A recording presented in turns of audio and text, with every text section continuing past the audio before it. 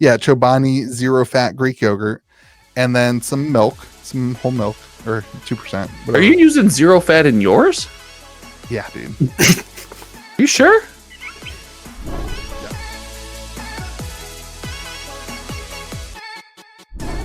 Whoa. Welcome, everybody, to May the Zoo be with you. We've got Donald again, our new George replacement. I don't think it's replacement. I think it's more like stand-in. He's on IR. Yeah. And welcome. This is a terrible intro. Just run with it. Who cares? It's fine. I like to think of Donald as a version of the $6 million man, but we just didn't want to spend a lot of money. Wow. That was a long setup for an awful joke. That was great. What do you mean? And I'm joined by Josh, the nicest person on the podcast, if you're looking at his hair. What is up, everybody? Let's get it out of the way. George is not here again. George is really busy. He is at his big trade show this week for not vending machines. He's a carny. He does the arcade. Yeah. I was thinking video games. I was like, that's not going to do it. Sort of. But and he's had a lot going on in life, so I think he'll be back next week. So we'll see if we want to have Donald and George on the same. We just might throw Donald through the George ringer. Might as well. Honestly, Donald's brought more spicy margs to the pod than George ever has. I'm a fan. That's true. Listen. This it's just a win. Having Donald here, win all around. Yes, I agree. Well, what is up, everybody? Today we are talking about all sorts of things. Innistrad Remastered, which you can pre-order at KitchenTableTCG.com, everybody, if you're looking to pre-order Innistrad Remastered. We're going to talk about the new Secret Lair commander decks. We're going to talk about Arthurian Legends on TCG Player and map pricing for indie TCGs. We're going to talk about the new Blooming Waters premium collection from Pokemon for 151, and then Donald's going to tell us why Azurite C is not dead, even though boxes are at 108. That's not terrible. That's not even close to what my topic was, but good try. Oh, do you have a Lorcana topic? Yeah. There's like a whole Lorcana, channel there that you can read. But I should probably pay more attention. Yeah. Oh, I do see that you posted a thing there. Great. Can't wait. As you guys can see, we are super set up, everybody, on the podcast today. So let's hop right in to Innistrad Remastered. What is your spiciest take for Innistrad Remastered? What was my take last week? I said something last week on the podcast, and I couldn't remember it. You said that no one would be interested in drafting it. No. That's what you said. That's not what I said. I don't think that's what he said. Even though the comment section heard that, there was a guy in the comment section who completely missed my point. And I said, this is the problem. This is the problem with communication. I had an idea for what was going to be in the special guest, but I don't remember what I said. It was good too.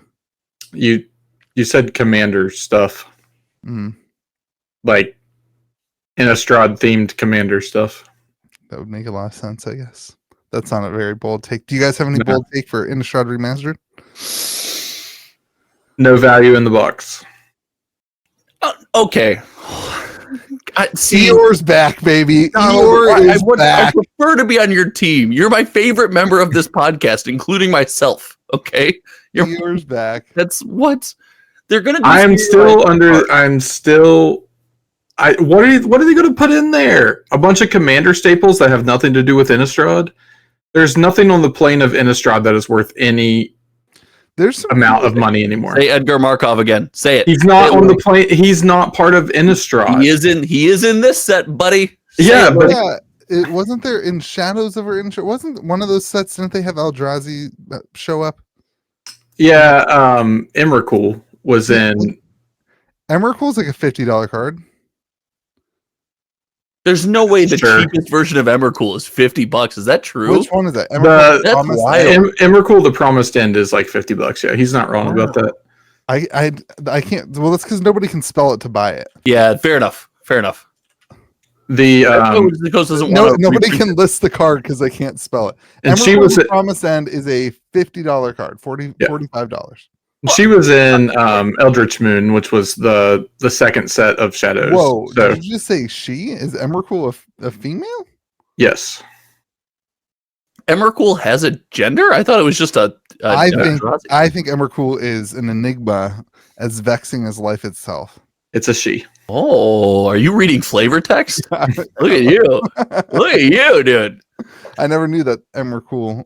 I would never, I don't know, do Eldrazi's, they're not just Are you saying you don't see gender? They're not just like asexual, they don't just like multiply out, like they don't just like I never considered the gender of an Eldrazi until this moment. Yeah, now I'm starting to go a little bit past just thinking the gender. I'm trying to start thinking, how do they procreate? You know, we were all thinking it. You didn't have to say it into a microphone. You didn't have to do that part. Somebody in the comment section is going to give us the whole lowdown. They're going to know all the. There's a link they're going to send you. Do not click. Do not click that link, please. I guarantee you, Moore knows how they procreate. Yeah, Moore's a walking encyclopedia of magic. Got brains.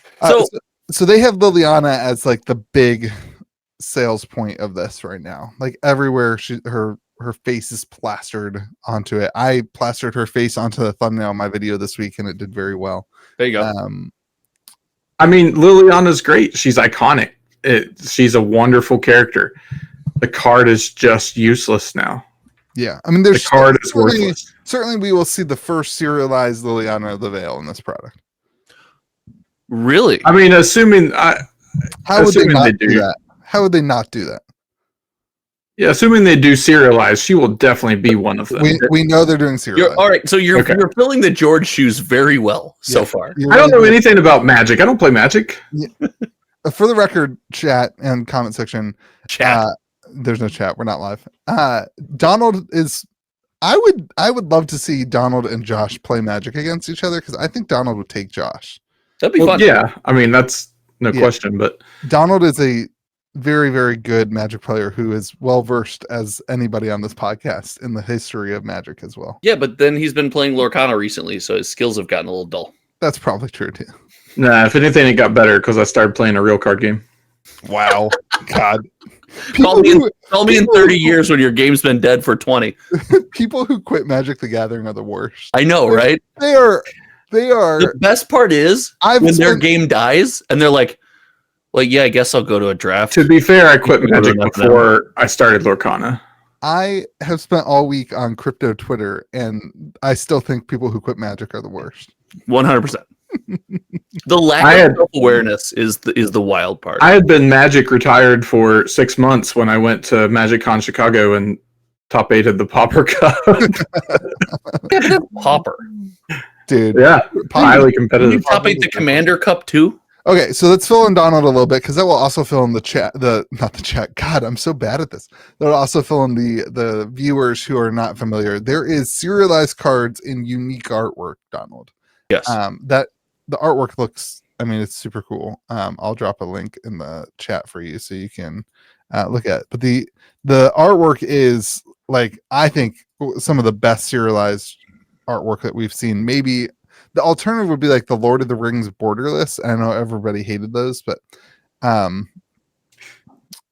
someone who doesn't, oh my gosh, you're such a loser. That Edgar Markov serialized card is awful. You're such a loser. That is so hideous. Cool. That is an awesome looking card. No, as someone does not look like a Magic card. You're wrong because we both don't like it, and the community loves that treatment. They eat it up. Like it's a massive. Josh, hate that treatment. All right, I'm gonna swing complete opposite of Donald here. I got enough Eeyore in my life. Okay. Didn't you just say you don't like it? No, I don't like it, but I also know it's going to be a hit. Just because I don't like it doesn't mean it's. What do you guys not like about that? It doesn't look like a Magic card. No Magic cards look like Magic. It looks like the secret layer. It's Magic card. What was it? The Lord of the Rings, where like the Saruman and all that stuff was really trippy looking. It's the movie It's the poster treatment, and I'm not. Looks terrible. This is what well on the Magic record of like this. now. This is not new. This is what Magic cards look like now. If I have to, like, study the card to figure out what the text box is, then it's so nice having another person that actually plays card games on this podcast. It's so nice. I bet you I play more in-person card games than you, Josh. Well, that's because you wanted to throw in person, Mr. Game Store owner, who's paid to be there all day long. You act like you talk like I never play card games all the time. Wait, try that sentence again for me. You talk like I never play card games all the time. Okay. I don't think I do that. It's a sentence. That's true. It's a sentence. It sure is. Can we stay on topic? This podcast is known for being on topic, and you two are ruining it. Okay? We're known for always being on topic. Yeah. And to inject a little positivity, what if these are really good chase cards? Like people actually want serialized cards with unique art. Hold on. What if people actually want that? We've been saying this for years. Yeah, I know. I know. And what if Wizards of the Coast have shown us that they are willing to manage print runs of collector boxes? What if this collector box, although we think the set's going to be, nothing really, absolutely pops off because of the chase in the collector box?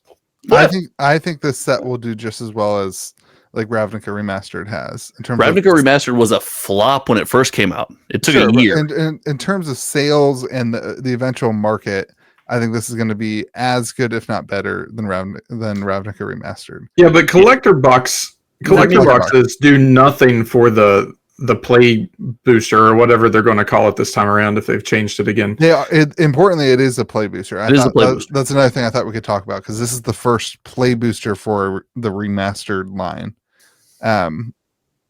which is interesting because that means in draft it's going to be a different draft experience because it's not just a curated, they put in all that other stuff. It's going to be interesting.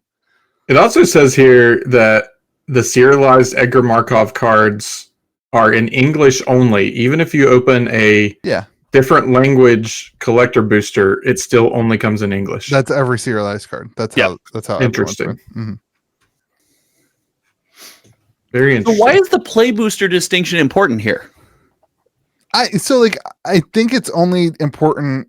I think Magic has done a good job with the play boosters, and the limited play is still good. I'm just saying that it's different from previous. You're going to get a foil in every pack. It's probably better, right? You're going to get a foil in every pack. You're going to have the you always did in master sets though. No. Time Story Remastered was you didn't get a foil in every pack. I don't think Ravnica Remastered either because it's in the draft. Yeah, I don't think so. Yeah. The last remastered set I opened was like an Iconic Masters. So.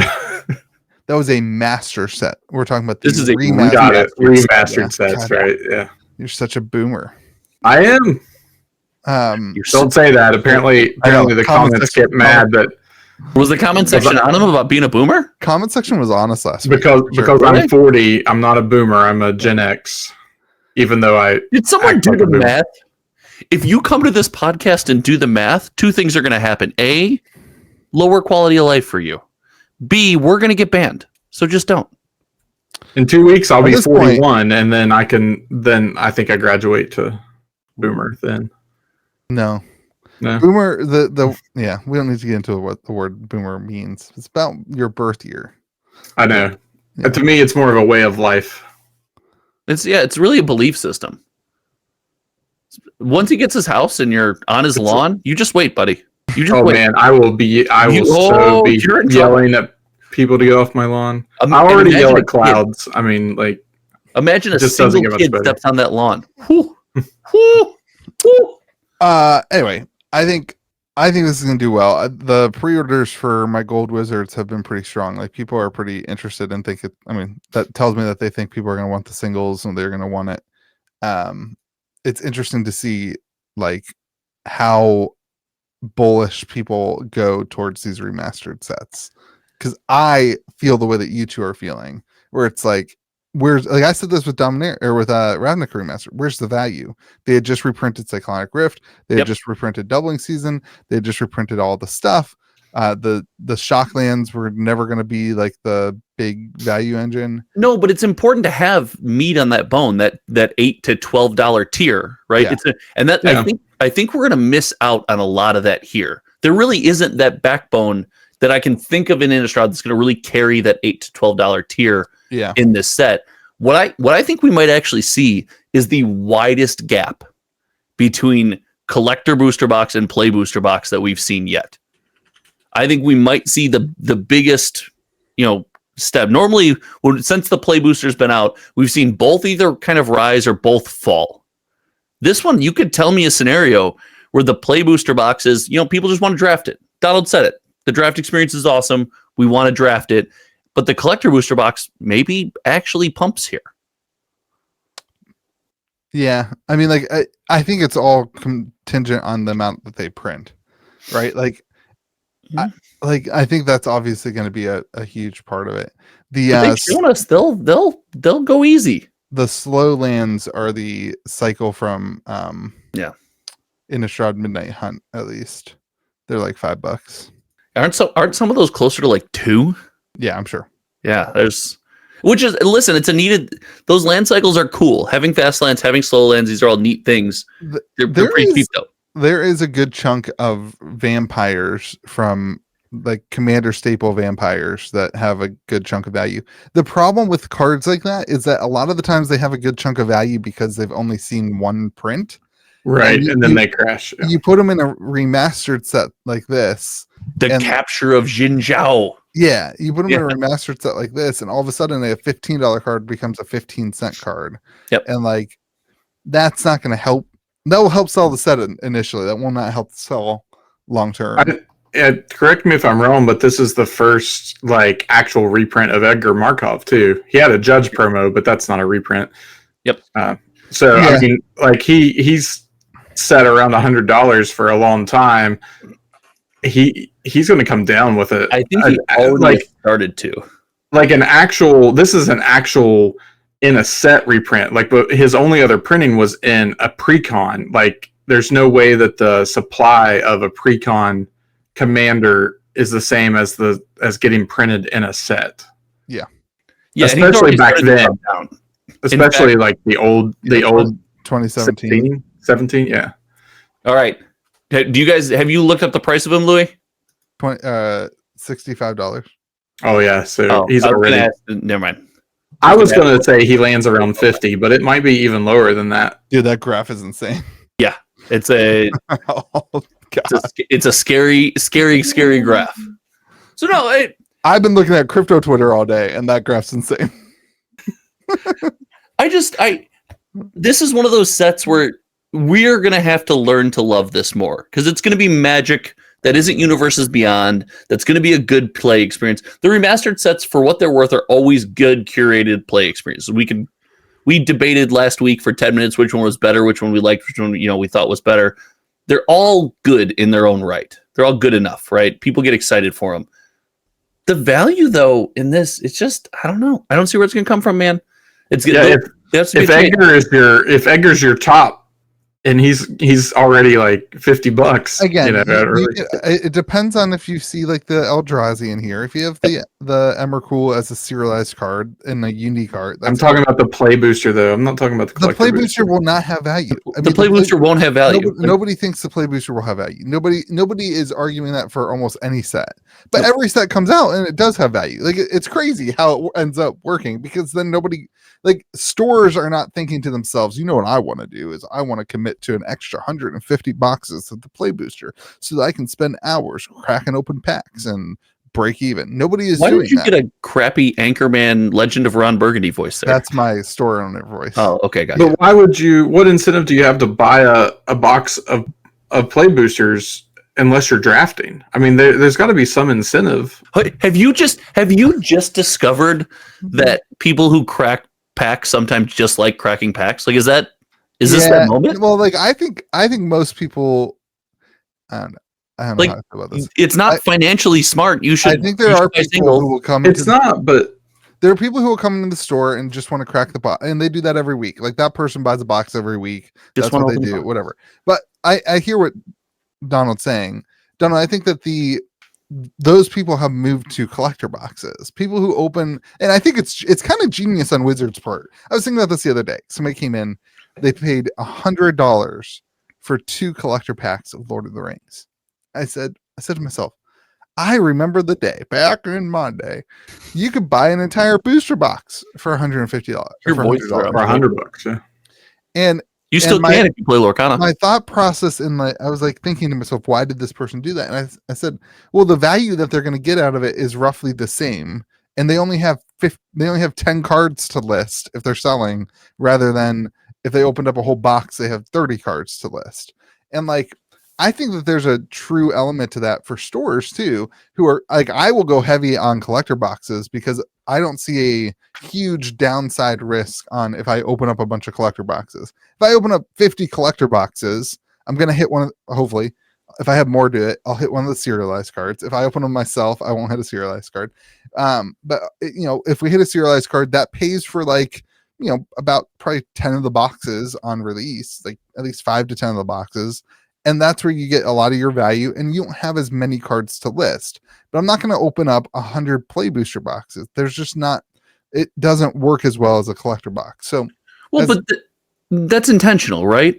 Magic, yeah, and it's like, as frustrating as it is, because I was the guy when Dominaria Remastered came out. I was angry because why did they add a collector box? What the best part of Time Spiral Remastered was the chase of the foils. It was amazing. Like, yeah, that was such, in my opinion, it's the same thing I love about Sorcery. The booster box opening experience was exciting and it was fun. You opened the pack and you kind of moved it over and you saw a foil, a retro frame foil, and you're like, oh my God, this is it. This is the big hit from the box. You flipped it over and you had fun with it. It was a blast. And then they Dominaria Remastered, they threw in a foil in every freaking, you could get a foil Force of Will in every other pack. It was not fun. It was different. But like, it works for large scale openers, and that's where the money's at for Wizards. But it's not fun for large scale openers, but it's more fun for the small scale opener. It's more fun for the person that, spends $35 on a collector pack and doesn't buy an entire box, probably. Right? But we also always advocate for playability and collectability in the TCG. And like, this is it. That's what that looks like, baby. Yeah. Do you know what I mean? Like, this is what it looks like. Edgar Markov's going to come out, and the serialized one's going to be an $800 to $1,000 card, and the new one's going to be, $18. Or do you know what I mean? What's your number on Edgar Markov serialized? What's your real? Like, you said 500 to 800 to 1,000? Yeah, I just made that up. I'm in though. That's fine. That's where you want to be. Yeah, whatever.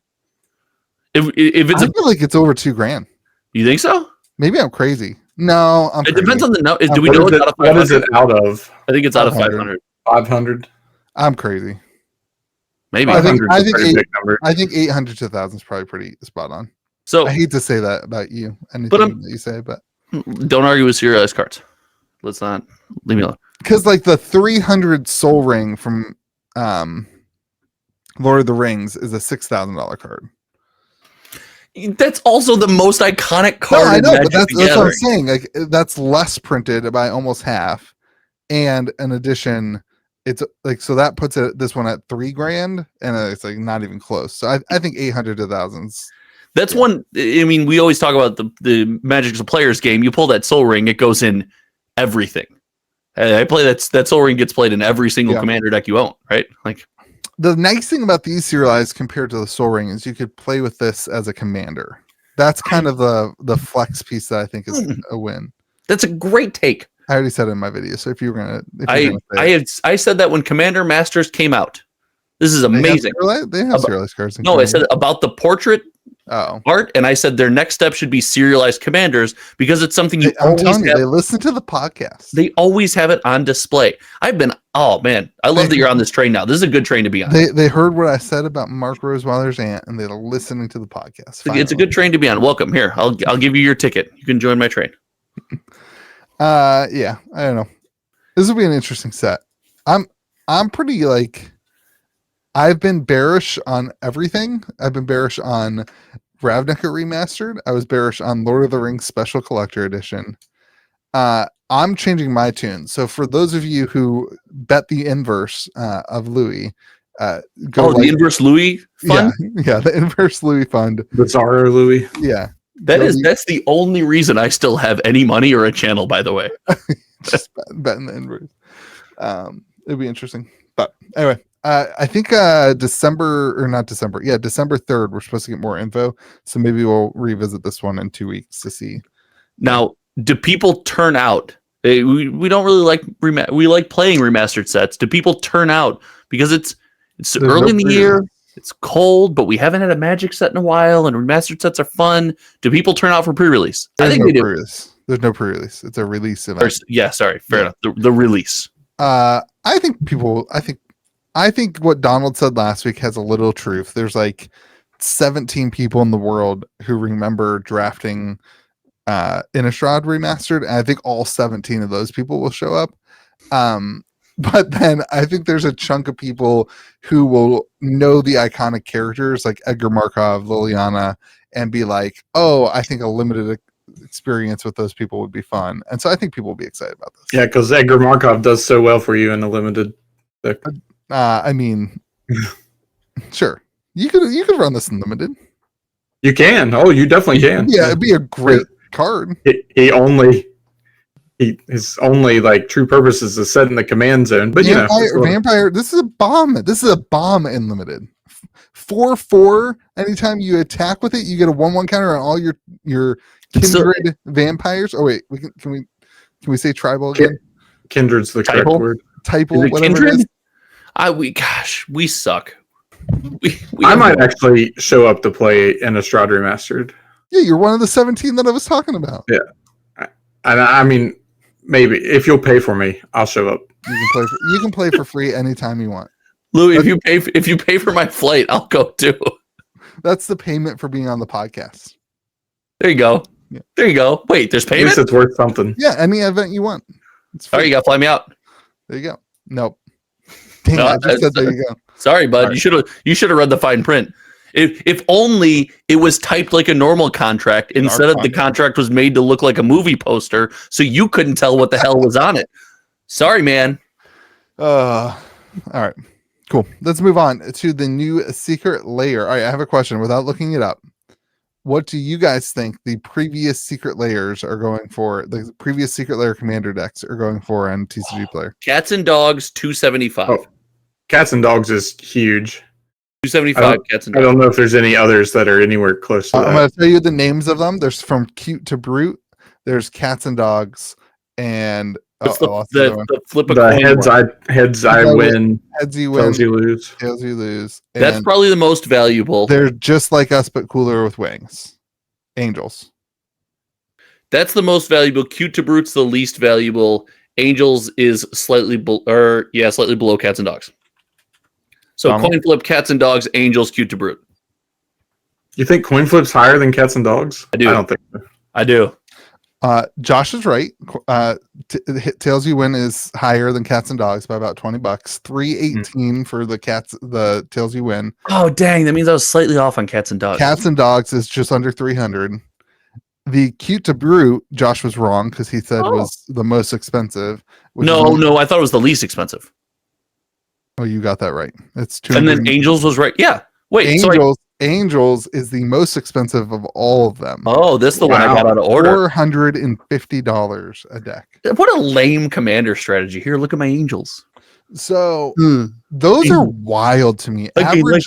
Average daily sold of one of those at $457. There's not that many of them. That's why it's baffling to me. One a day is sold? Yeah, that's because the community is all scalpers. That's all it is. The secret layer community, yeah. Listen, for sure. Okay, so these come out for like $99. Here's what hold on. I want to know something. What? Who in the comment section has either played this deck in a pod or played against one in a pod? Not you. The Angels one? Any of these four. Nobody bought the Angels one. That's why it's so exciting. I didn't even know the Angels one existed, to be honest. Nobody bought the Brute existed. Cute to Brute I have seen in person. I've actually played against the Heads I Win because Louis played it. It's a fun deck. Yeah, except for all of his cards were Pringles. So yeah, when the entire deck is a Pringle, it's kind of awkward. Double sleeve? They were so Pringled that they wrecked the integrity of the sleeves. I think you just have to double sleep and it'll be fine. You have a cats and dogs in the store right now, don't you? No clue. I have. I'm pretty sure I saw one. Yeah, there was one. The cats and dogs deck is near and dear to me because If they are. If I have a cats and dogs one, I should keep it because that seems like a great deck to get my daughter to play whenever I teach her how to play. Cats and dogs, they're great tribes. I mean, Kins. They're great kins. Typles. God, I hate that. We're calling it the typle. We're calling it tribal. The comment section cancel us. That's fine. It's. I will never. I will die on that hill. I will never not say tribal. I will never not say converted mana cost. Mana value? Mana value is dumb. It's converted mana cost. CMC. I love when we would do the guess the card, win the card. I'm like CMC 1, and then all the comments are like, "What does CMC mean?" I don't even know what the other one is. Mana value. It's called mana value now. That's stupid. Yeah. Isn't it slightly different though? Because isn't an X spell when it's on the stack, its mana value is not what you paid for it? I thought there was a change there. It is different, yes, than CMC. But all right. So this deck is win cons, different win cons like Approach of the Second Sun, with Kamigawa themed artwork. Kamigawa, a very popular plane. More like a meme Kamigawa artwork, though. Yeah, like, I was about to say. Looks like your 3-year-old daughter drew it. Oh, sorry to all those artists who probably worked pretty hard on that. You believe they're all AI, so it's fine. If you actually watch the podcast, your art is really good. I could not do it, but somebody's 3-year-old daughter probably could. I know, it just looks like a meme. I don't know. I don't get it. I'm so freaking old, guys. The more and more I see this, but the movie poster is good, and this is bad. Oh yeah, dude, come on. The movie poster looks freaking awesome. It looks awesome. Yeah, these are better than the movie poster. They're not. Art is subjective. Art is subjective, and you're subjectively wrong. This is worse than MetaZoo. And no, that's not true. Yeah, easy. Like that Go Shintai looks sweet. I like the Go Shintai. That's the green one. That's the shrine, yeah. I'm gonna say though, I think this is one of those things where like you got to buy these. If you are a MTG finance bro, you got to MTG finance these things. But hold on, why don't female bro? That's just the thing. Just bro. Why don't you like the Soul Rain? They're literally holding a Dogecoin. That's pretty funny, actually. Like, yeah, I don't understand why this I don't know why it is printed for you. I mean, like, I just don't get it. I don't know. But like, it's baffling to me that all these are such like no-brainer wins. That Approach of the Second Sun looks like could have definitely been in a sorcery set. No. Wow. That was an unnecessary diss. Way to tick Louis off. It's got eggs in it. Why does it have eggs in it? Dude. Why does it have eggs in it? Could have easily been art in a sorcery set. Why does it have eggs in it? I don't know, because they're suns. Eggs look like the sun. I don't know. You guys are just straight up going to fight out here, aren't you? It's going to be a brawl. So, do you think we see more of these commander decks? Like, a more rapid release of this? Is this the start of Magic the Gathering going more direct to consumer, away from like we didn't see a commander release this week with Foundations. Do you think that we will start seeing more stuff like this that's like direct to consumer commander product, no LGS, no, I think that's giving way too much credit for them actually thinking that through. Hold on. Don't they do one a year? Isn't this just like they do a commander set once a year? Yes. I feel like the Angels one wasn't a year ago. You mean Secret Lair once a year, or no? What Secret Lairs. It varies between once a quarter, and then when they have something exciting, there's no rhyme or reason to Secret Lair. Or revenue runs low. Like they just do whatever they want with Secret Lair. They don't have to hold to any kind of schedule. Where's the list of win cons? They don't have the deck list out. No, but there was some. I saw a graphic earlier that was like talking about the ways to win, and the one way was like your opponents all run out of cards. And it's like, yeah, does the deck enable that, or is that just a magic win con that you just listed? Like, so apparently the Angels deck was $150. Dude, the artwork is insane in that one. Holy moly! it's all AI. It's fine. The artwork was super good in that one. No wonder it's so freaking expensive. How did I miss that one? August 10th, 2023. That one came out. So that's 6 months ago, right? That was a year ago. This is 2024. Yeah. Oh, Q to Brute. Maybe that's the newer one. Is it? Now you got me on Twitter. See, this is your fault. But Wizards Magic had a great self burn on Twitter. Yeah, it's May 8th, 1 year ago. Interesting. So they win. They're $150 though. So that's a less good buy, selling for 200 and still a good buy. Selling for 250, it's not a good win. But what?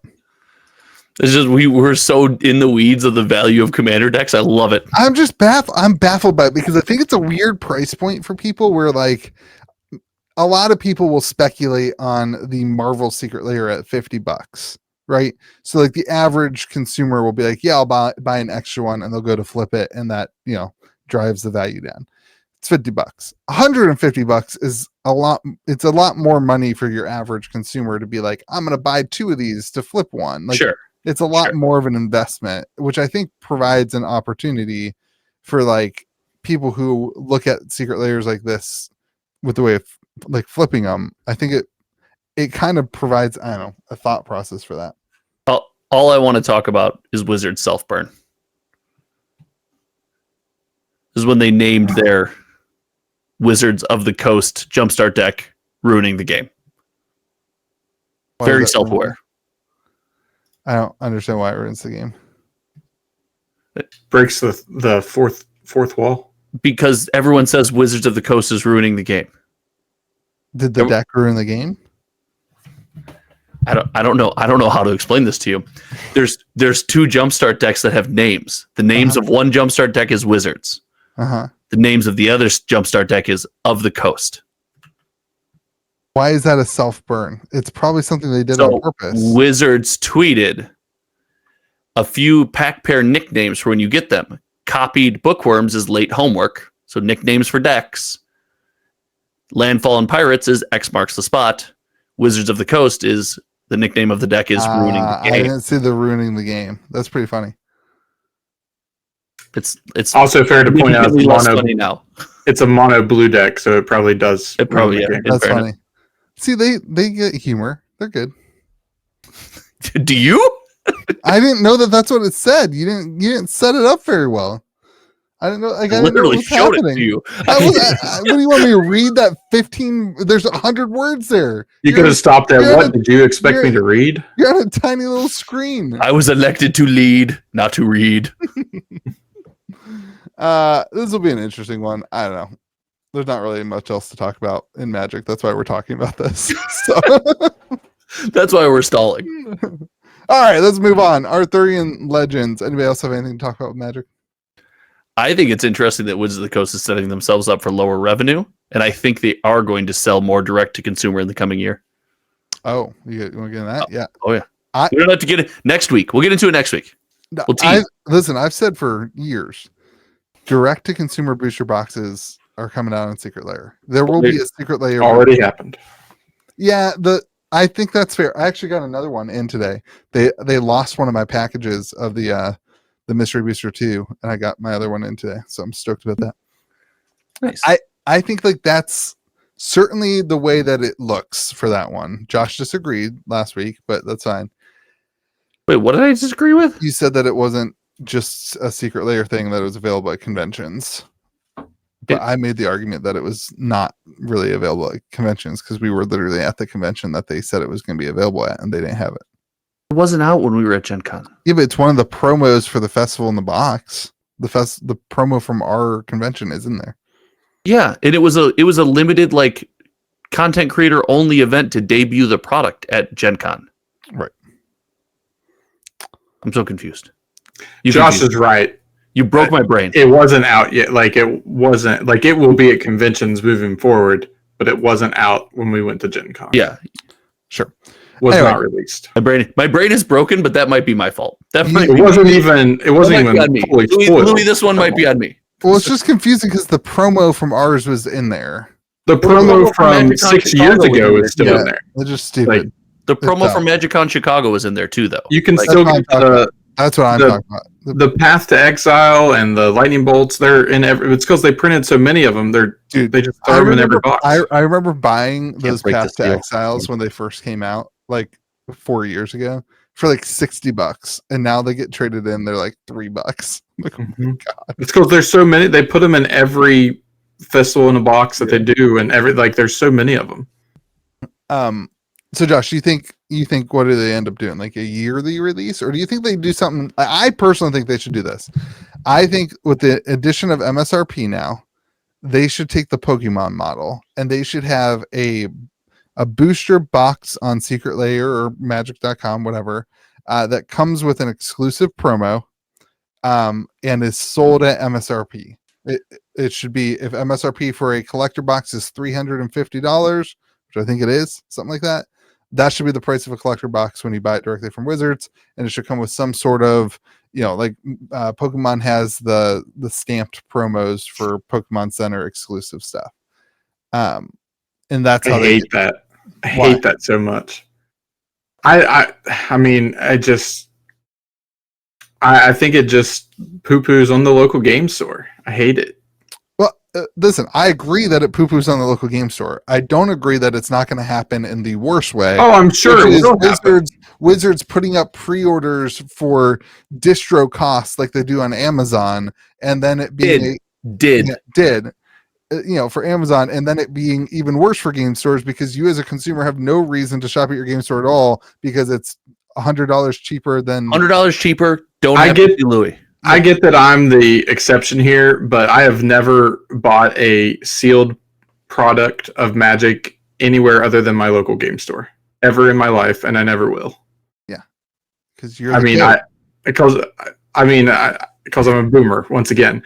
I will never worked, Louis. Good work. This is why Josh's data is incorrect, because I would never buy a sealed booster box on TCG Player. Incorrect how?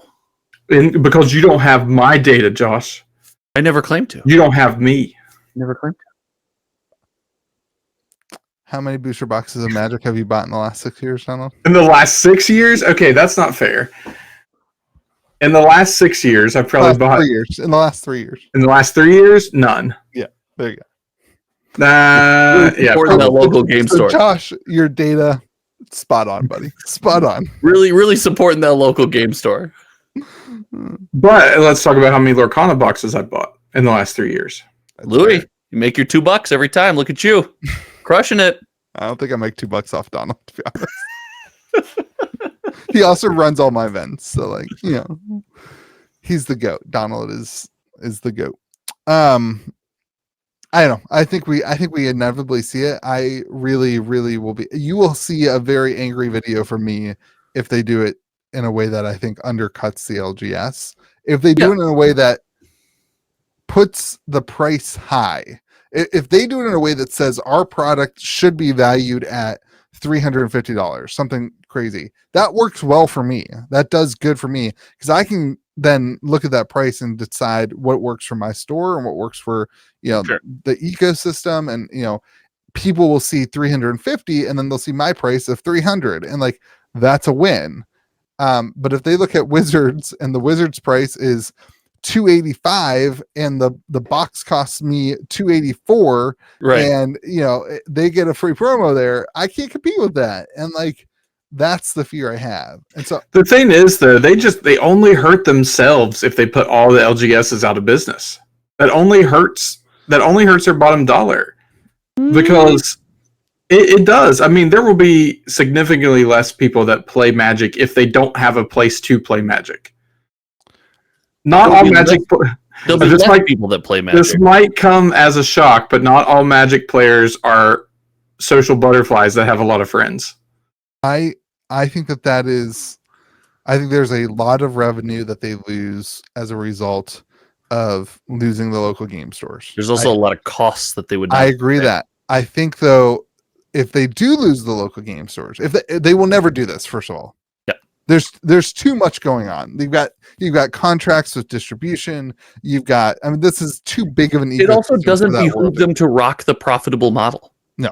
But if they did, if some sort of cataclysmic event happened and we have pandemic 3. Are we going back? We have pandemic 3.0 that lasts longer than 2 years. And game stores have to get shut down, which something like that could happen. I mean, like, we could have some sort of huge economic downturn that could cause game stores. I can think of one in particular. I can think of the third one happening.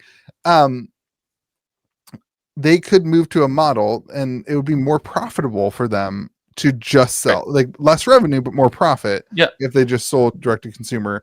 And like, you're right, Donald, they'd lose Magic players, but they'd make more money. They wouldn't lose Magic players. They would lose. Yes, there would. There'd be a non-zero number of people. If Magic was unavailable at the game store, it would be a non-zero number of people that quit the game.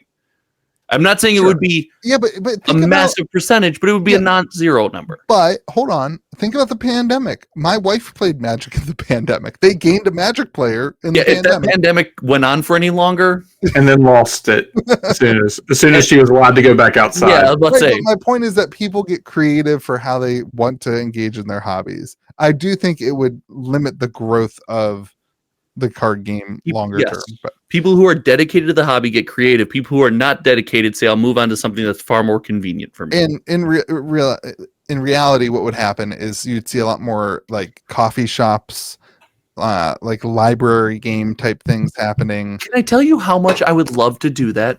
We should have a meetup that you meet up at a coffee shop every Sunday morning and play Standard. That would be so much fun. If I had half a brain, instead of opening an LGS, I would open something like a coffee shop and get distro and just run a card shop from a way easier business to. The ones that do bars are pretty great. I do hate coffee. That is why I don't do that. But I love smoothies, and I make a mean smoothie. And I've always had this dream of having a smoothie shop. But I'm like, who goes to a smoothie shop and also plays Magic? That smoothie, there's stickiness involved. Like, no, not when I make it, dude.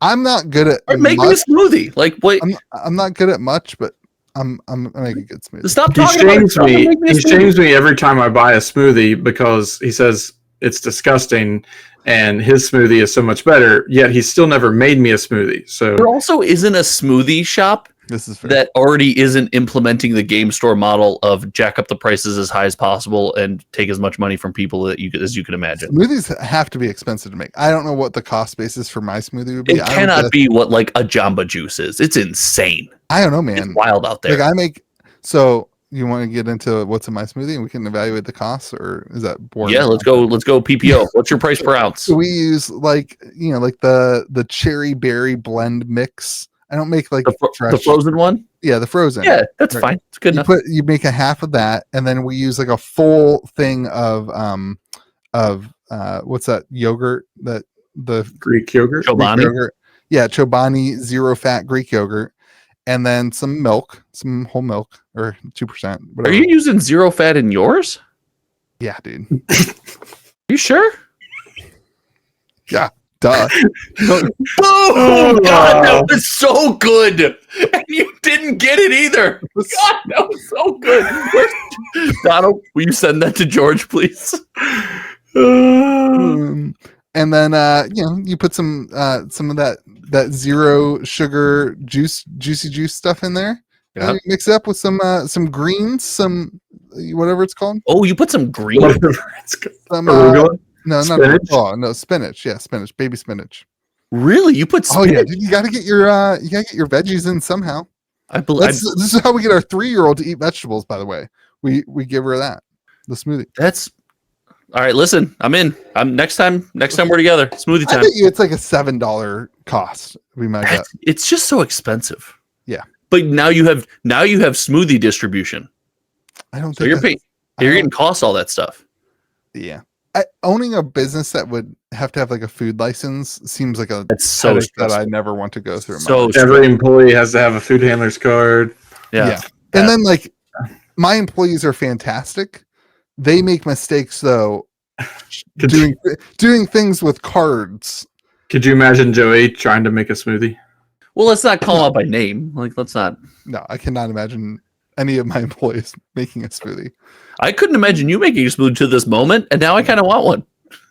The worst part would be like cleaning up. Like I don't even clean it up very well. Never mind somebody else cleaning it up. You've got to get an efficient situation like the where you take the smoothie, the blender, and you just tip it over and it sprays water up in there. Back to my point though, is like if the game stores go away, Magic doesn't go away. You just end up having different people. The person who, like, you know, Donald, for you, Lorcana, you run Lorcana events in our store. You're the person who loves that. You, if we went away and all game stores went away, you would just say, hey, let's start a Lorcana thing at the library or start a Lorcana thing at the whatever. When we played TCGs, we had the sub club. We all met at a Subway on Thursdays and played indie TCGs at a Subway. Anyway, speaking of indie TCGs, let's go to Arthurian Legends from Sorcery, everybody. So, big thing I want to talk about today is map pricing. Should Sorcery be enforcing map pricing? So the rule that they have put out is map pricing is 90% of MSRP, which is $129 a box. So the map pricing is $116. Donald, you mind if I take this one? Sure. No, map is stupid. Okay. Why? We literally MAP stands for minimum advertisable price. For those of you who don't know, so you can sell it at whatever price. You just can't advertise that you do. Comment section is going to say a couple things. This is not my first map rodeo. Those of you who are in Europe, yes, it's illegal in Europe. We understand. Is it? I think that's the country. The whatever. Well, Europe's a continent, isn't it? Whatever it is. One of those places it's illegal. Might be Australia or something like that. It's illegal somewhere. It's not illegal. It's pretty close to Europe. And what is the other thing everybody says? Yeah, what Josh is about to say is it's just advertised price. So you can't. Well, that was what Donald would say, I think. Whatever. Whichever one of you bozos was talking. You can sell it for below that, but you can't advertise it. Look, I don't think that they should be allowed to tell you what you can sell anything in your store for. Once they sell it to you, it's your right to do whatever you want with it. America. Yeah, I don't get that. I don't understand. You manage to hold on. This shouldn't be a conversation of should they do it or not, because they are doing it. They have it. Like they have it printed. Should they enforce it is the same as should they do it. If I had it, because this is the difference for me. This is why say it if you're not going to enforce it? Bingo. But they've done that. They have said that. They have said that it's a price, and now you have today hundreds of boxes selling below. Yeah. So what are they? What happens? Those people get banned from distribution next set. Like, exactly. I mean, you want to get into this, and you're an indie TCG. You're Sorcery. Yeah. And you want to continue to grow your community. And everyone who has sold a single box below map, what are you gonna do? You gonna ban them? Yeah. You so stop. I do not advocate for that. I am not on that side. No. But what is this source? But okay, put yourself in my shoes then. What am I supposed to do? What do you mean? Sell it at market. So no one will buy it. So sell it at market? That's the answer. Break the rule that I agreed to do. So in order for me to become a viable business and not sit on, which I didn't have to do this. I'm opening my product. It's fine. But for me to be a viable business, I have to break the contract that I feel like I have agreed to. No, you can open your product. You have another option. You have an out. You just gave it to me. Open your product. Also though, was when you agreed to buy those boxes, was map in place then, or was this an afterthought? Yeah, map was in place at the very beginning. This is where I think this is where I don't like map at all, because it puts it's a feel bad across the board. If you didn't have a map pricing, nobody would be saying this phrase. Look at sorcery, the boxes are selling below map. Like nobody would ever say that. Like it wouldn't even be a conversation. It would just be like, hey, look, sorcery boxes are $95. Let's go buy them. Right? Like that would be the conversation.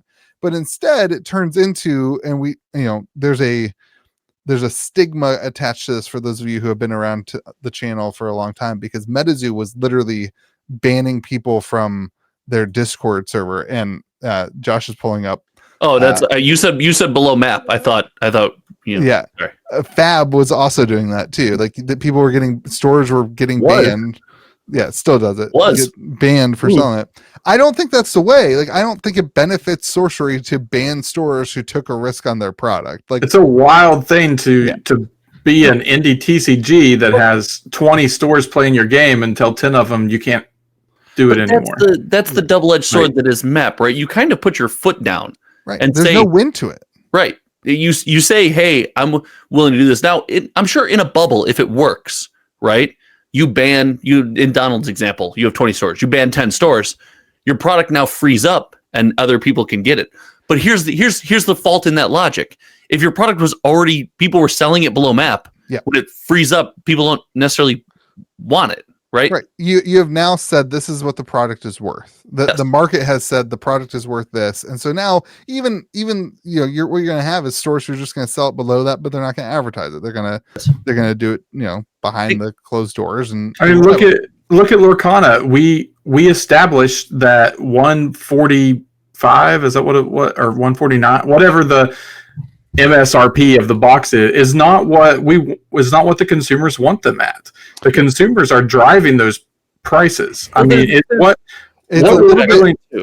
I think it's more due to the print run. I think this is where the conversation on print run comes in. Is like, and Lorcana is as guilty of this as anybody other than maybe Star Wars might be the most guilty of this, other than Flesh and Blood's 400 whatever it was 1,000 boxes. Dude, Josh, did you see the text I sent you?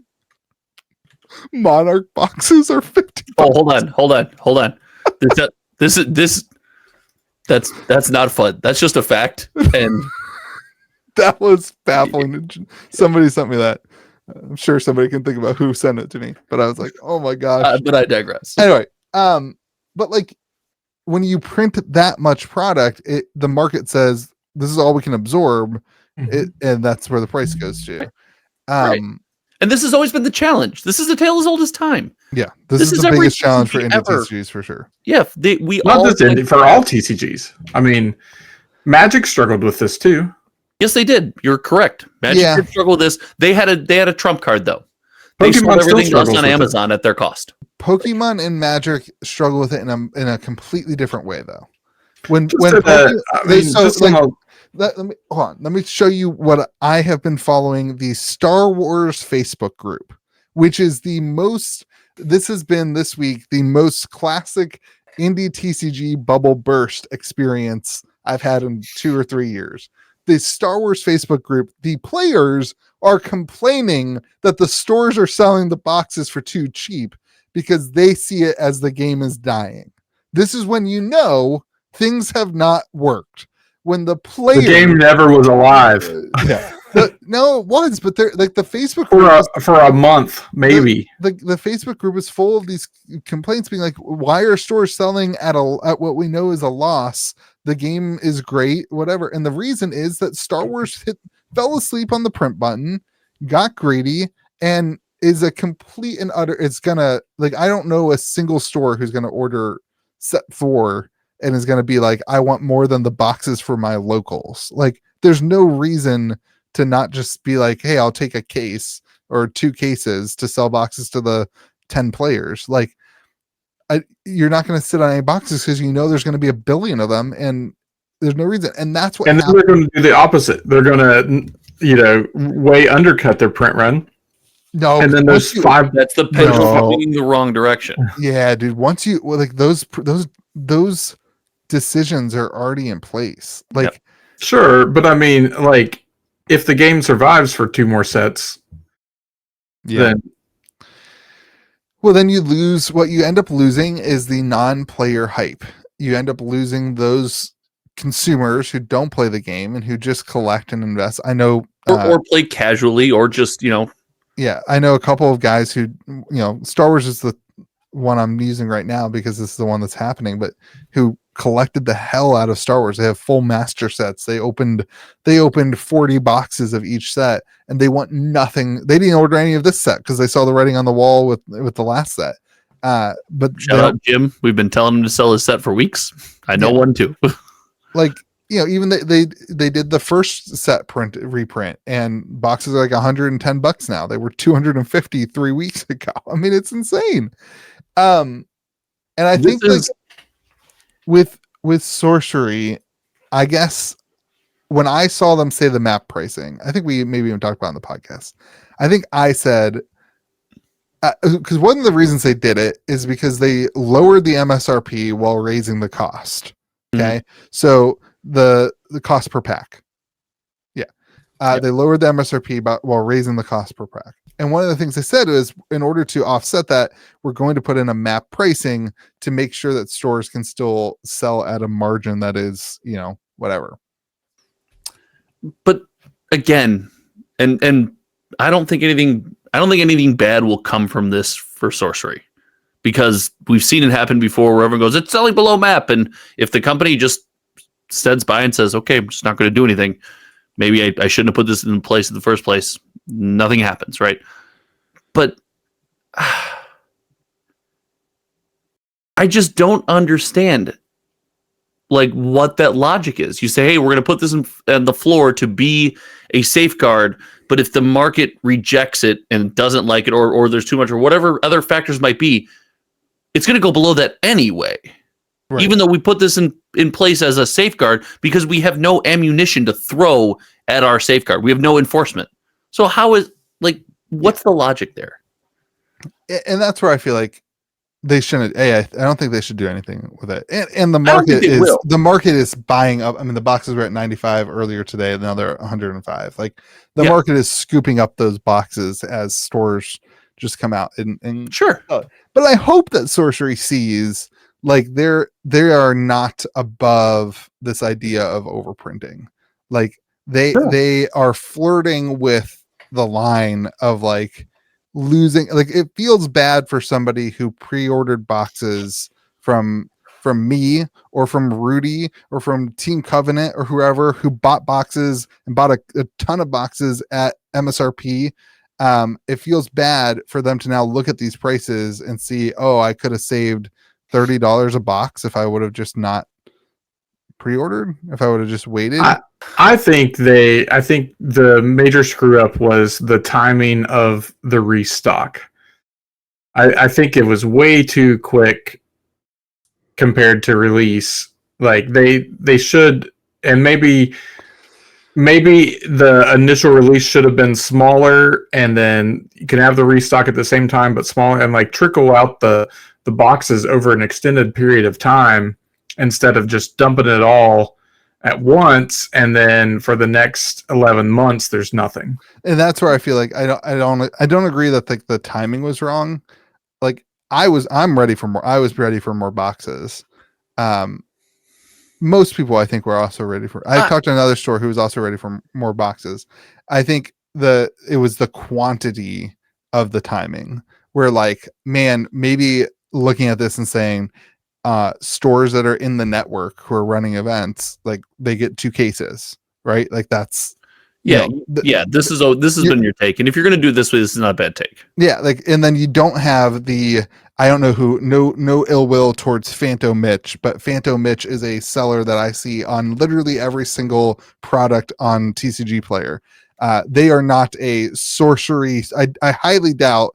Again, I don't know who it is. I highly doubt they are a sorcery store that is running event. Do you know who it is? No, oddly enough, though, always sell what we're talking about. Phantom Mitch, viewer? Maybe. Yeah. Viewer? Those stores that are just high volume, low profit sellers on TCG Player. For the record, I don't even know if Phantom Mitch was selling them at $95. I don't, but I'm just using them as an example. Those You're sellers really insulating yourself against some Phantom Mitch hate. I don't want people mad at me. I don't know. Like I whatever. I think like limiting it to play indie TCGs are. I don't care about Fav or MetaZoo. Oh no! Oh Mike James White, you don't like me? Oh no, I'm really offended. They're not people, they're popped collars, gosh darn it. Like I think I know where they stand on me. Like I think we're there. I'm sorry. I don't know where Phantom Mitch stands with me, and I'd like to have him as a friend. I can tell you. Anyway, but not giving those stores the product because like that's not the goal of sorcery to be a hey, let's flip things for $2 in profit. Like that's not the goal. So I don't know. So it's a learning curve because they need the one set a year. That's like where this comes in. This is a learning curve that nobody like. This is a class that nobody gets excused from. If you make a TCG, you sit in this class and you learn a lesson. The problem with a game like Sorcery is your class is not in session as often, right? So I think that's a bad excuse. Class was in session with MetaZoo. Class was in session. It's a bad excuse because you have the notes. But listen, MetaZoo and Fat, we saw them. There were games that came before them as well. They could have learned the lesson also. Every game that comes out could have learned this lesson. For some reason, they all seem to have to learn it on their own. Yeah. But the problem with one release a year is, again, you get one shot at this. And if you make one guess wrong, if you go too far in one direction, it's harder to correct. It just takes more. No game is equal to like it's impossible to predict for your first set at least what your numbers are going to be. Yeah, and by that point, it's pretty much too late to change it for the second set. But like it because you can't compare the games to each other. I mean, Lorcana came out as a indie TCG numbers for a game that's not indie TCG indie level TCG numbers. Like the support, like it's just no one can start a TCG and get the print run right. No, it's just not possible. We're not saying this is easy. We're not saying it's fair. We're not saying it's fun. But you have to bake that in. I mean, Louis, you made the point of all the time. Your argument was they'd eat the product. Hey, if we overprinted this and we got too much, we'll either leak it out, we'll use it or something, we'll eat it. It will not go to the open market and it will not tank the price. Right. Like that, you gotta bake that in. You have to be ready for that because Donald, you're 100% correct. You can't come out and know exactly this is what I'm gonna need, this is what I'm gonna need it, and how often. So you got to be ready to eat it. Yeah, there's a lot of that. I think. And you're a new company, so you can't just eat it. It's also hard when you're working with getting product over from China, and like you have to have a place to store it, and storage costs money. Sure. Like that's hard. And you're a startup, so you need money anyway. Like you're not super profitable as a startup. Like and distros aren't going to set on it. And that's that's another big problem. Is like this is where I start backing away, and like this does not work for me. I lose a lot in this scenario, but I start backing away from this idea that like for indie TCGs like Sorcery is a distribution model really the thing that works. It gets you access, but it also comes with pitfalls. Yeah, like man, like I don't know. Like at some point, like do you just go direct to consumer and maybe direct to stores, direct to retailer, maybe? Yeah, direct to partners. Like I feel like that's logistically so much harder though. Yeah. Like, I agree. But 100%. Like you don't run into these things where things fall out of your control. And then it's like, but then you get into the things that already exist that feel unfair as a store. You've got, stores like Team Covenant that have had this infinite supply of beta, whereas no stores, in the distribution hubs are able to get it. Like, do they have beta again? Yeah, they've had beta for no, forever. They sold out for a minute. No. Yes, they did. I mean, for a minute they did, but like they've had beta since Arthurian Legends. They Channel Fireball sold out where it was. There was a sold out. Maybe they got a restock, but they've had it since the Arthurian Legends release, and like every other store in the world hasn't. Rudy hasn't even had a beta sale. So like what? I can get 6 boxes from Team Covenant. Yeah, this is where things are just like, if you're going to go the distribution route, it doesn't make sense, in my opinion, to have those unfair advantages to other things and other stores and whatever. And if you're not going to go the distribution route, I think like there's a lot of wins there. It comes with losses, but I think like it's not just wins though. There's a lot of work there, and now when something's messed up, it's your fault. It's not distribution. You're not playing middleman. You have to solve that problem. It's interesting to look at some of those games that do they're not TCGs, which might be a big difference with this, but like board game companies that just run on. I'm not saying that Sorcery should ever do another Kickstarter. I'm not saying Kickstarter is the solution, but they use the fulfillment companies to handle a lot of the fulfillment for releases. And with a 1-set release, like, I don't know, it'll be interesting to see, like, is that something that they toy around with to try to learn with this 13 card set, the Dragon set. But like, these are the moments where you start seeing the negatives of those distribution things. And that's what Sorcery is going to have to, they're going to have to look at this and say, what happened that boxes came down so hard, so quick? What can we do to mitigate that? And how do we move forward? And I think they, like, again, we've said this every time, the team knows what they're doing, and they've got to take that. So the next wave of whatever they're talking about, another wave of beta. So like, if they do another wave of beta, is it going to be this thing where like a store that doesn't care at all about the game gets it and is just like, I want to make $2 here. Let me ruin this. Let me order 1,000 of them and let me ruin the whole market for this game. Or, do they scale back and say, hey, for organized event stores is who gets the product? Let's be clear too. When you say it's on them to figure it out, another way to figure it out is for them to be like, hey, we lean into the market as the market, right? And they just don't enforce map and they drop it from their policy. That's a way to figure this out. I ideally would like them to manage the print run of the release better because, we have a more stable price. But a quick path to success here is to just say, hey, our bad. Right. No map. Right. So then stores can, if they overorder, they don't have to worry about that and that kind of thing. Sure. Which I think most stores, I might be the only person who's like, I'm not going to sell below map because I don't want to contribute to the, I'm not going to advertise my price. I have people who reach out and like, I'll hook up people and that kind of thing, but like, I'm not going to contribute to the demise of the open market product because I want the product to be worth something. I think that is a gross overstatement. The fact that it also, you mentioned earlier, people bought a TCG and now it's $30 cheaper than they pre-ordered and they feel bad. Welcome to TCGs. Right. They got it on release. They got the higher prices on cards. I invite you to your first group meeting. We have all been there in every single game that any one of us have played. I mean, it's not just TCGs though. I mean, Black Friday's coming up. You can get the latest PS5 game that just released last month for half price. Like, do it, baby. Like, it's just it's everything like that. It's you're paying a premium to have day one access. Yeah, that's fair. Louis, do it. Buy the new PS5? No. Oh. What? Do what? Black Friday's coming up. Where can people get sick Black Friday deals? Dude, the Black Friday sale on TCG Player. Use my affiliate link, everybody. It's in the description of my videos. Use my affiliate link. Click that button. Add that to your favorites list for TCG Are you Player. Not having a Black Friday sale? I'm not having a Black Friday sale. Wow. I'm selling all my crap on TCG Player. Everything I own.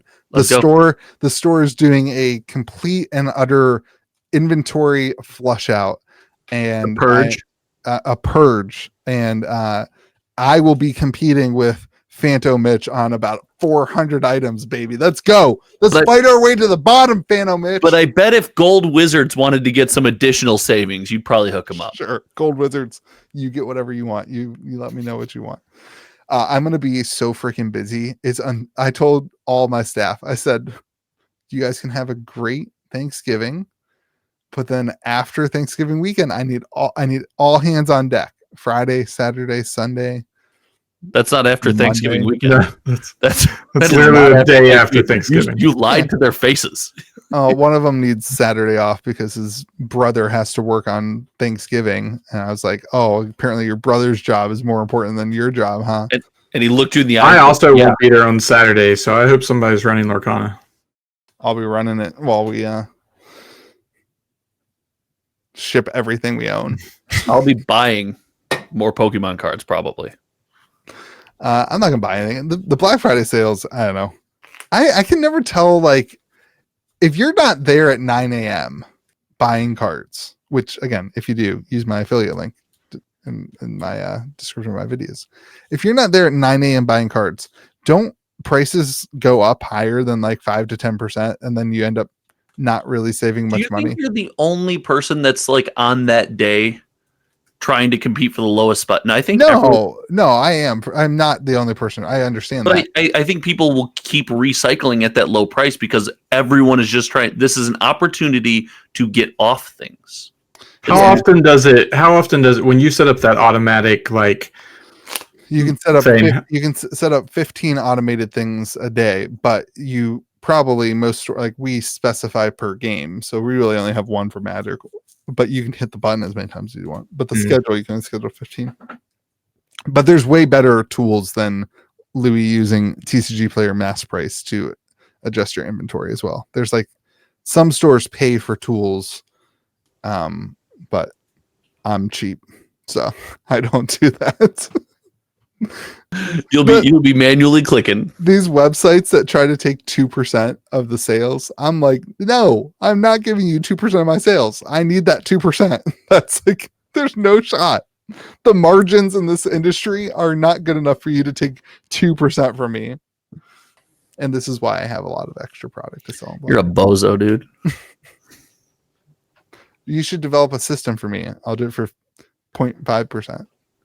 I don't think I would even do that. I've seen your numbers. It's not going to work.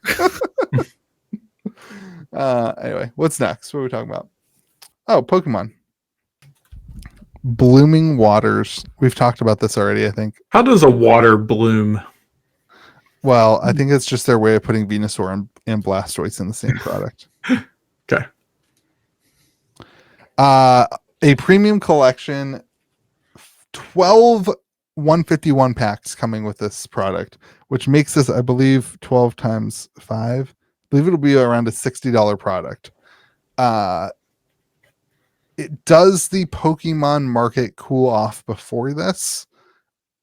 Is this the Pokemon product that cools off the Pokemon market? Or third option, does this just go absolutely bananas and is impossible to get? I don't think it goes bananas. I think it does fine.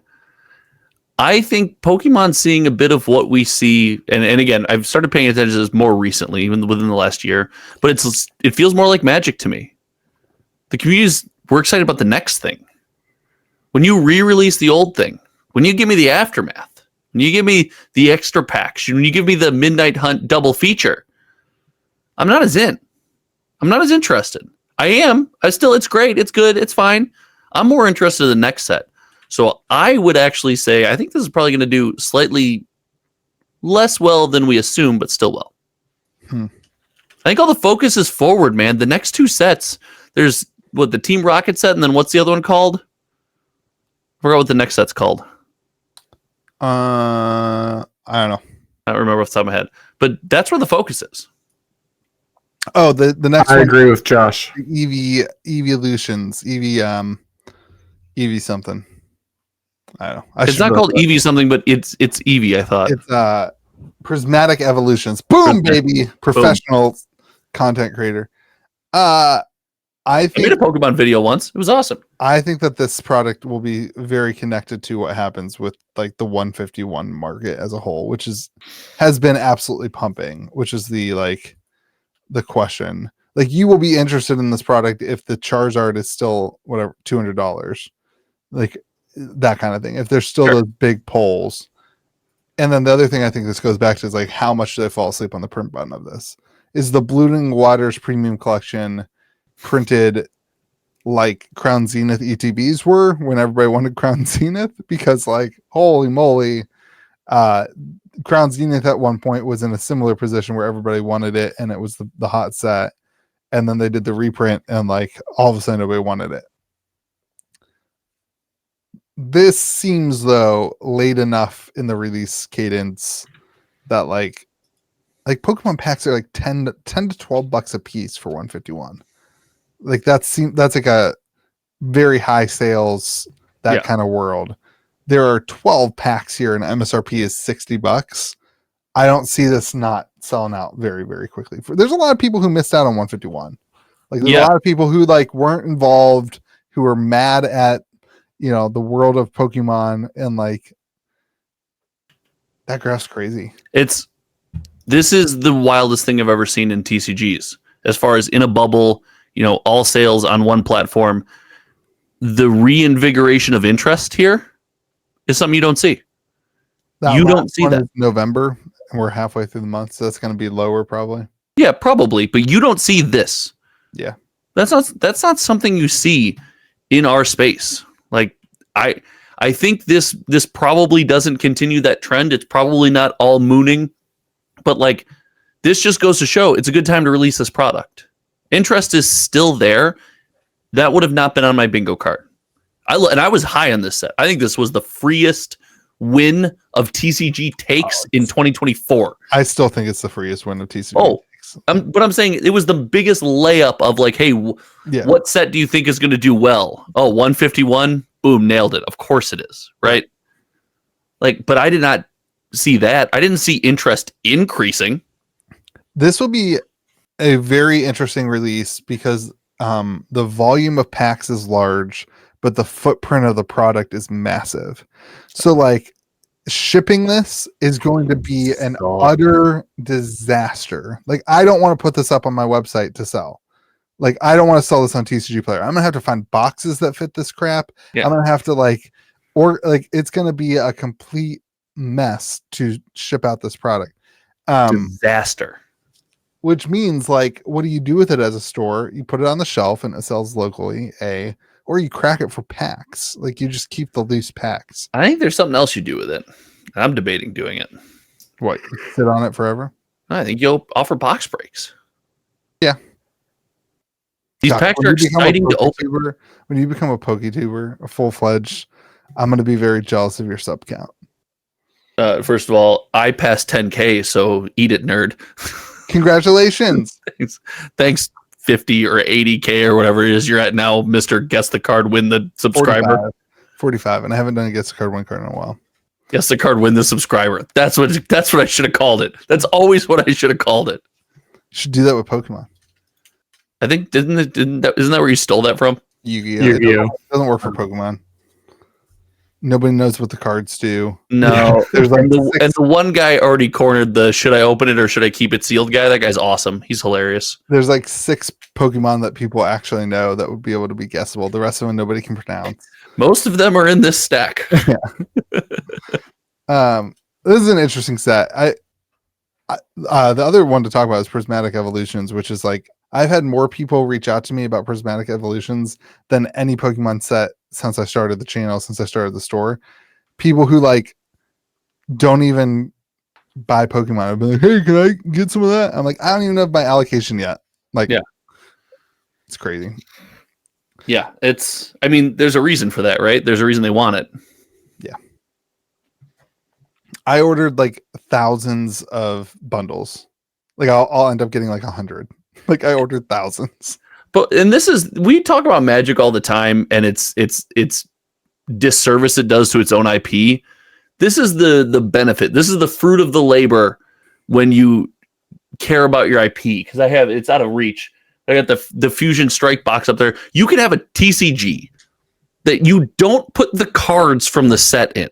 You just don't. You're just like, oh, hey, guess what? These aren't in here. And people go crazy over it. Yeah. Because they just care about the thing so much. Yeah. It is hilarious. The success of the Pokemon TCG backboning off what Pokemon is. If you took the Pokemon TCG away from Pokemon, it would be dare I say, on my bottom shelf, and I would have bought it, and it would be called Monarch. But it's crazy. The video game's pretty big too, though. Well, yeah, but that's, I just said, if you take the TCG out of all that stuff, like, yeah, the video game. Are you saying that Pokemon, the franchise, survives partly only because of the TCG? No, I'm saying the TCG is, it doesn't matter. It matters much less what happens with the TCG. My example is you can put a box without cards in it because the franchise itself. Pokemon lives on because of the franchise. Okay. Okay. The way you phrased that was... Sorry, my bad. Yeah. I'm still blown away by the fact that I have a box that's going up in value with no cards in it. I don't have any Fusion Strike boxes because one of my employees at the time was addicted to opening up boxes, and they opened up all the Fusion Strike. And they didn't get anything. I do have Evolving Skies, though. I kept those away from them. All right. Was Donald... Azurite C. I've never opened a pack of Pokemon. Donald, what's our Lorcana topic? I want to talk about Bucky. Bucky. Ooh, this is the one that got banned. Close. I wish it would have got banned. Yeah, it got errated. So for you two that don't know, Bucky, maybe Josh knows. Sorry, I didn't want to assume. I know Louis has no idea. Bucky was errated, and instead of banned. So when they errated him, they decided they were going to give us, copies of the errated card, which is a very good idea. We saw that in Cryptic whenever they did erratas and they sent out to the LGSs, we got these huge stacks of the card and everybody could get a play set of it so that you had it to play with. Great idea, right? We all agree. Instead, what they did was they decided to give local game stores approximately 30 copies of Bucky, and if you buy a sealed booster box in store only, you get 1 copy. That's dumb. Tell me how that does anybody any good. It's like an uncommon too, isn't it? It is, and the card's unplayable now. Like they errated him so far that no one's going to play it. So it's irrelevant to have the copies, but what's going to happen, there's going to be so few of them that these things are going to sell for crazy prices because the people that were lucky to get them or the game stores that just threw them straight up on TCG Player instead of giving them out. Like, who thought that was a good decision? I don't understand that one. I'm fact checking you right now. Is the new one cold foil? Yes. It's selling for $2 on TCG Player. Are you sure that, there's an original cold foil too. Disney Lorcana promo cards? It's not a promo. Oh, well, the promo one sells for $2. What's the difference in text? There'll be a 3 in the upper left-hand corner. No. Instead of a 2. Yeah, it's a 2. Never mind. I'm wrong. Is there... They don't have the new one. That's the only change? No, there was a lot of change. Yeah, I figured numbers were easiest for Louis, other than text. God, when is that joke gonna die? Never. No, it's You're gonna read a book. Like it would have been really fun to fact check you live, though. That would have been a blast. So I don't know. Sorry, we didn't even receive ours. Like I know we didn't even get ours. Yeah, that's the thing is like. I forgot to reach out to my rep to figure out why not, but I don't know. I don't understand why they don't just put it in the organized play kit and be like, here's a stack of 100 of them, give them out to everyone who's playing. I don't get that. I agree. Yeah, I mean that's the way it should have been. There should have been at least enough to give out to your people that play in weekly events. I mean, as a buy a box promo for a card that is not even playable anymore that you errated, like I don't get that one. They could have made a cool version for a buy a box promo and then also did that. Yeah, but but why? The card's not playable. Like, I don't know. I don't get it. I just don't get it. I originally told everybody that's like, hey, I'll trade you a set of old Buckies for a set of new Buckies if you want to trade them in. Can't do that. We don't have enough of them. Right. I mean, we have 16 consistent players at the store. 30 cards is not going to do it. Know. So I don't know. I don't understand. I think that was a big miss on their part on the distribution. I mean, like I would rather they didn't even give us the errated card than not give us enough of the erratic card. Yeah, they could have just slotted it in. I guess you can't really slot it into a. They should have like slotted it into the the bundle. What's it called? The trove. Yeah. Put one in every trove. You know what I mean? Then I don't know. Or do what we said. Give 100 of them to every store who's right. If they would have given enough of them, that would have been fine. But yeah, that sucks. I want to talk about Azurite Sea though. Sure. Enchanted, the highest enchanted price is $168. Is that on par with the other ones? Yeah. That's what we've been seeing.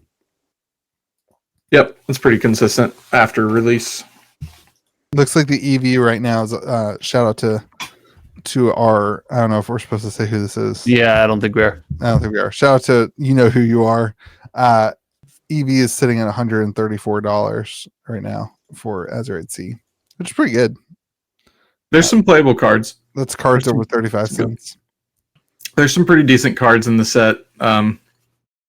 It's not like meta changing in any way, but it makes some already existing decks, gives them a few more consistent pieces. I mean, the prices of Lorcana boxes post set 1 are driven by players. Yeah, like the playable cards are what is driving a box. It's not the value of the enchanteds is not what drives box prices. So now they have also come out and said this is also super interesting. So they are saying Josh has got funny looks, so I think he wants to say something. He's gonna compare it to Arthurian Legends or something. I didn't compare anything. You're not supposed to be able to sell boxes online. This is like another thing. Like all these games do this crap, and like they're obviously not enforcing it. So why do it? I thought TCG Player wouldn't let you. Well, what does it say? It won't let you ship them. 25 listings, but yeah, maybe you're not supposed to ship them until big box release, which is 2 weeks after game store release. And let's face facts. This isn't a hard product to sell in person. It's Disney, right? And I'm not saying not hard like it's the biggest thing in the world, but it's got Disney on it. It sits on a shelf well, and at these prices, TCG Player eats up most of, if not all of, your profit. So what's the incentive to list it on TCG Player? Well, when you get your money back, and too much, or I mean, a store gets. Most people aren't buying their boxes on TCG Player because of that 2 week. I mean, like if you are, it is a player's game, and if you are waiting 2 weeks to get your box, then it's too late. All right, Josh, give us the info. I got no info. I love you, Donald. I love you. Where Lorcana shines is not. It's a player's game where you need to get your box in the first 2 weeks, or you don't have your deck. That's not where Lorcana shines, buddy. That's not. It is. That's sorry. Where does the collective? It's not Pokemon. Again. It's not Pokemon. You're right. It would be pumping right now. It's not a collector's game. Well, Pokemon is a collector's game. Josh, what's your opposite then? It's told him he's wrong. Why are you right? It's a casual player's game. It's a sit around with your family game. Okay, it's a game night game. Hold on. Casual player different than player? Don't you do this? Don't you come off what you just said? If you are not a casual person, if you have to have your boxes within the first 2 weeks to get your cards to build your deck. I don't know. I think the people in your Discord server that we've been talking about would disagree, since they label themselves as casual players and had to have their boxes on day one. That follow the trading card game on a YouTube channel and join Discords to make sure they can have continuous conversations about the trading card game. Also not who I'm talking about. So who are you talking about? What do you mean? Me and my wife sitting down to play this game. My daughter cracking packs. Discord servers following you can't use yourself as one of those. You literally are on a podcast talking about the game. So you can't use yourself as one of those people. Who are the other people who This is my point. It's the silent majority argument. You believe, look me in the eye. You believe that the majority of people buying Lorcana are the people that need to get their cards in the first 2 weeks to build their deck right. That's not what I said. I believe that the majority of people, I also disagree with Donald. He's wrong. I think that the majority of people who open Lorcana are probably collecting Lorcana. Fans. They're also playing though. They're not playing. They're not doing it. We don't play Lorcana. It's not Pokemon. He said it. That was true early on. That's not true anymore. I think it has certainly leveled down, but like I think a lot of people, like we talked about, with people saying that they wanted to get the cards signed by the characters at Disney parks. Like I think that's a person. I don't think those people are playing the game. I think Lorcana has significantly more players than any indie TCG we have ever talked about. Oh God, by far. I'm not saying people don't play Lorcana. I'm just saying that a lot of people play Lorcana and a lot of people buy Lorcana at Target because they see a Disney thing. Like a lot of people come into the store and buy Lorcana as my kid likes Pokemon, let's try this out too. Like that's where it shines. I think it shines in both places. I don't want to. Okay, so this also contradicts your statement of those people are buying stuff on TCG Player. The casual person does not know what TCG Player is. Nobody who said the overwhelming. I said that the TCG Player sales do not reflect Lorcana buyers because they are getting it in store because of the 2-week hold. And I giggled because every game when it goes down in sales, it doesn't matter who the fan of the game is. It's the same thing. Everyone says the same thing. But when you compare Lorcana to itself in the same marketplace, you can't compare it to itself when they didn't do the 2-week hold. It was for last set. I think right. Last set. How does this set compare to last set? It is about half. That makes sense to me. I would say our sales in store have been half or less. Like, I don't know. That is a completely fair comparison to make. But I don't think that's like. I think that's pretty typical for what is a set 6. Yeah. Mm-hmm. Yes. Like, Donald, you said yourself, like you're not even completing a set. Like you have a set. No, I stopped after 4. Right. Like 4 was the last set that I completed. I think like people get bored. I think we've talked about this, Donald, that like Sorcery's one set a year is maybe not the best, but Lorcana maybe has one too many sets a year. Yeah, I would like to see 3 sets a year. I think 4 is just barely stretching it too much. I think 3 is the right number. I don't think we bought starter decks of this. I don't have any. How did you get away with that? I don't know. I stopped buying that stuff because it doesn't sell. Like, is Lorcana a game that needs one starter set or one starter deck per year, or maybe one other set? I don't think they need starter decks every set. I think that's I think there's no reason for that, but it's a product where starter decks in Lorcana probably do better than starter decks in almost every other game, right? Because of the audience. Starter decks themselves just don't sell for most games. Better for what? Like I can't tell you how many Donald, I would say of our 16 average weekly players, how many of those 16 players ever bought a starter deck? Brian. 1. Like the people who play and end up playing in the events and actually being I think the person who buys a starter deck might turn into a collector, but like I don't know. Starter deck probably does a lot better on the Target shelf than it does in a game store. Because in a game store, you've got curated TCG players.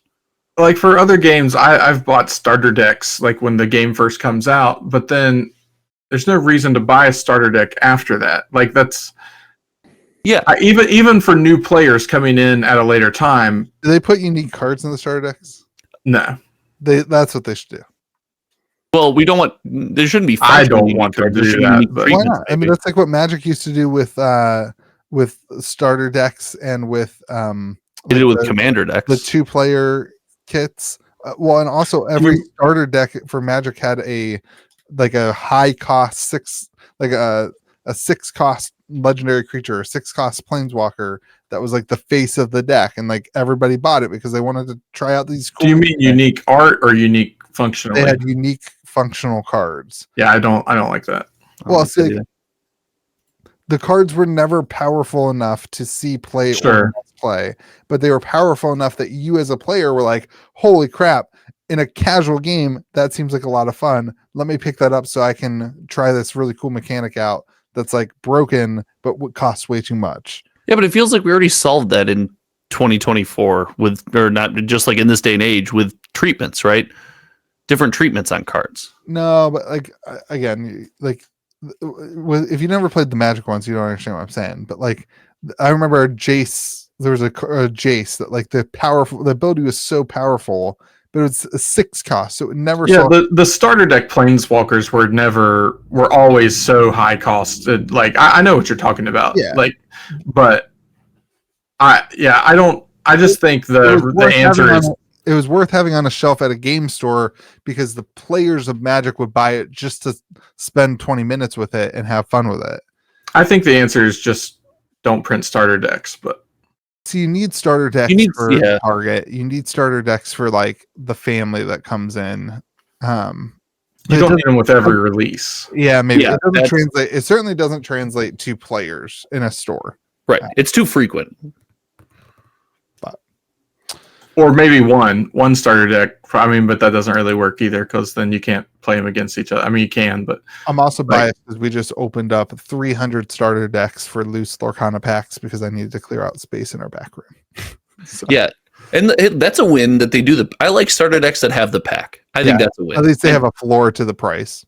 Well, not only that, but like that's the next step, right? You buy a starter deck. Your next step is you crack a pack. So that's the evolution. You add a card that you get from your pack to your deck. You and a buddy buy a starter deck. You get something. You do your first TCG trade, right? Like that's the win. Okay, Secret Shosh. Anybody have anything? I did last week. Okay, Bitcoin. Oh, nope. Ooh. Is at $94,000 today. This is Wednesday. By release of this podcast, is Bitcoin over 100,000, or is it the same, or is it below 90,000 on Friday? Scam. It's the same. Markets are flattening out for the holidays. Nobody wants to move. I'm just making. I don't know. You spent all week on crypto Twitter. You tell us. Don't ask. There's no predicting it. It's chaos. So you spend all week on crypto Twitter. Hold on. Better secret sauce. You spend all week on crypto Twitter and it gives you no information. Why do you exist in that cesspool? What is happening? What are you doing to yourself? Delaying decisions that I have to make in real life. Get out of there, man. Donald, pull this man up for air. I tried. He doesn't want anything to do with me. Hey, I'm on crypto Twitter. Okay, let's go get lunch. One of the reasons is that George keeps sending me links. George and I's text history is just we don't even talk about him. It's just him sending me a link, me clicking the link, and then 5 minutes later, doom scrolling into another link, sending it to him seeing it, doom scrolling, and no discussion about the links. It's just back and forth Twitter links. Donald, if George is back next week, you want to take my spot? I don't know if I can handle it. I don't know if I can crypto Twitter for an hour. I'm going Bitcoin breaks 100K. I know you are. And then then it tanks down. It goes down hard. Because everyone sells at 100K. That seems like a threshold that a lot of people. It's like a booster box trying to get to $1,000. It's like, can it really stay over that? The back alley comparison to Lord of the Rings Special Edition should give you so much pause, and you should know when you're excited about it, it's gonna do poorly. Is that really is that not able to break it? I have no idea, but I just know when you like it. Oh my god! I did not anticipate that. Holy crap! Lowest listed Universes Beyond Special Edition is $1,400. Wow. It's the moon, baby. It's the moon. Dude, none sold at that price. Listen, the moon is here and we're all just living on it, buddy. 8 sold on the 19th for $1,052.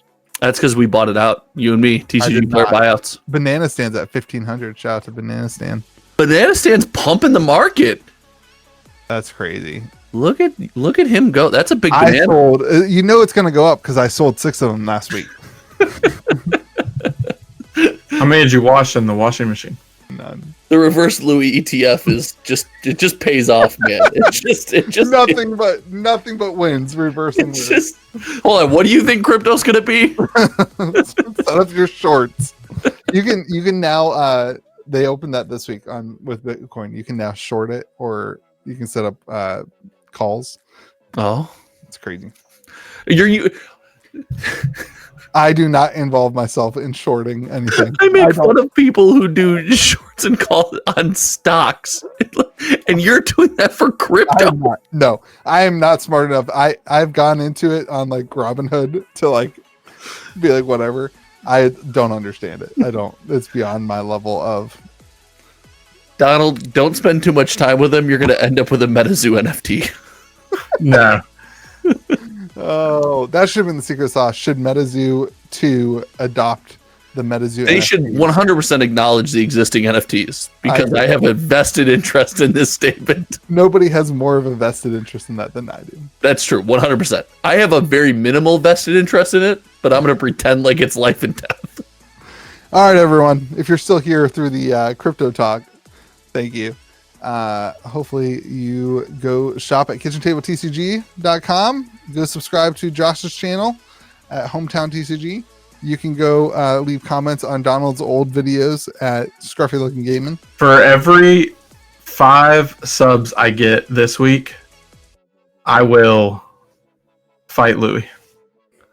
It's gonna happen regardless. I'm going to advertise your channel on my videos. Like I will live stream me fighting Louis on my channel. And I want to be clear. Dude, if you guys get Donald to 25K by the end of the year, we will live stream a fight. Jake Paul versus Mike Tyson style live stream. Which one of you is going to be really tired after 30 seconds? That'd be me. All right, everyone. Remember to be kind to the people around you and may the zoo be with you. And also with you, dude. And also with you, dude.